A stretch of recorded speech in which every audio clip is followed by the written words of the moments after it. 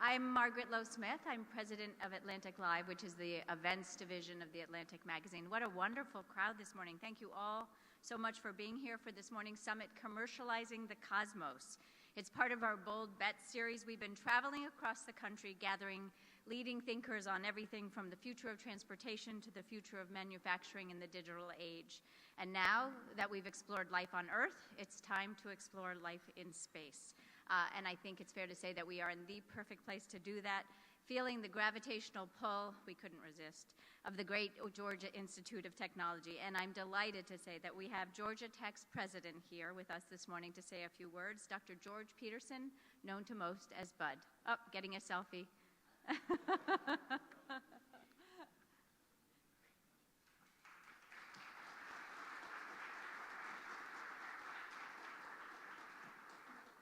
Thank you, President Smith. It's great to be here. Great to have all of you here for this announcement. We are extremely excited about our growing partnership with Siemens.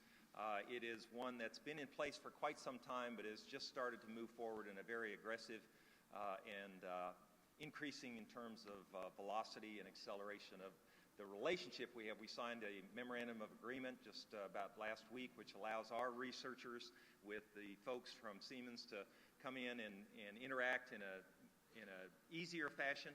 It cuts out some of the issues that typically surround intellectual property and helps connect our experts with your experts, with their experts, to try to move forward in this particular field. Let me tell you a little bit about the part where you are right now. This is an area of Georgia Tech we call Technology Square. The campus, which is actually the majority of the campus, is on the other side of the connector. It goes from a street called North Avenue, which you can think of as First Street, to 10th Avenue. Basically, and then goes out to Marietta. It's about 400 acres, but about 12 years ago, Georgia Tech jumped the connector. We expanded the 5th Street Bridge, which is in the middle of the campus. It's really a pedestrian bridge. You have no idea you're walking across 13 lanes of interstate traffic. When you cross it, there's grass and trees, and it's kind of more like a park.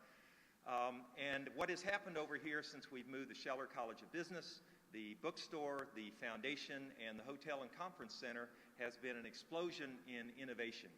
An explosion in innovation. The number of companies that are here, the people that are here that are joining us has just been remarkable over the past 10 years or so. This is a very interesting time to have this particular meeting here. I don't know, President, I don't know if you planned it that way, but this particular topic, given that we just made an announcement a week and a half or so ago about finding liquid water on Mars, that subject or that study was actually led by 3 people from Georgia Tech, a faculty member that's an associate professor, and 2 PhD students who were part of that announcement. And so very exciting announcement, comes on the heels of a lot of other work that's been done, but something that is timed very well with this idea of making bold bets that the Atlantic is hosting. We have a long history with NASA and with space exploration. Actually, one of the astronauts on the first voyage, or the first launch of the space shuttle, was Dr. John Young, who's aerospace class of 52. And one of the astronauts on the last flight of the shuttle was Sandy Magnus, who was class of 1996. In between, we had a total of 14 astronauts that flew on the shuttle, and literally thousands and thousands of people that have contributed to the space program that have come from Georgia Tech.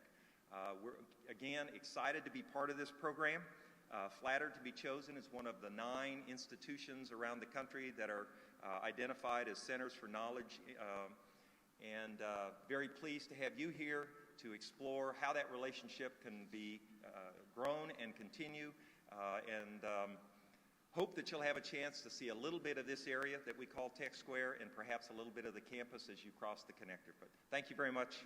Appreciate you.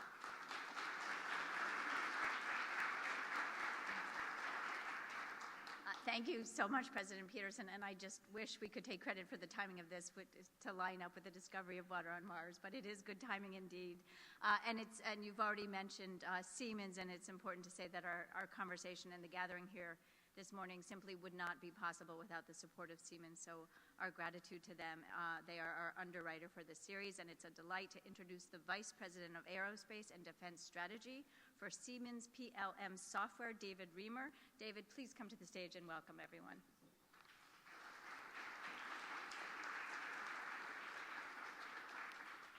So thank you. On behalf of Siemens, thank you for coming to today's event, where we're going to talk about the digitalization of the cosmos, the next and final frontier.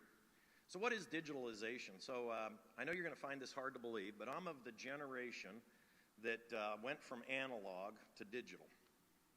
I know, you can't believe it, but it's true. But that came with a promise of delivering all sorts of benefits. And while we've realized great benefits from digital information, we've yet to really get the full benefit of that. And digitalization is really the realization of the benefit of that by connecting that digital information. By taking information now all the way from a concept design through the manufacturing process, all the way to the support of it and tracking of the performance of an item in space is so important for us. So today we're here to talk about that topic. It's an important topic. It's a topic we should be talking about. Now, why is Siemens interested in that topic? Well, we're heavily involved in the space industry. If it's a launch vehicle, if it's going to be the next generation of manned crew vehicle, if it's been exploring Mars and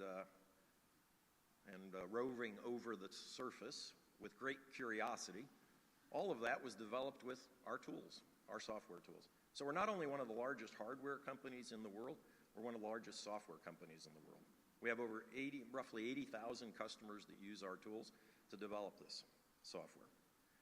So what is that software enabling today? It's really enabling a revolution in the way we do and think about creating products, starting with the concept and the idea. For those that are familiar with the Mars rover, if you looked at the technologies and the capability of that vehicle from a systems perspective, in referring to the 7 minutes of terror, it's absolutely amazing. And all of that design and analysis was using our tools. So today we're being pushed by this software revolution.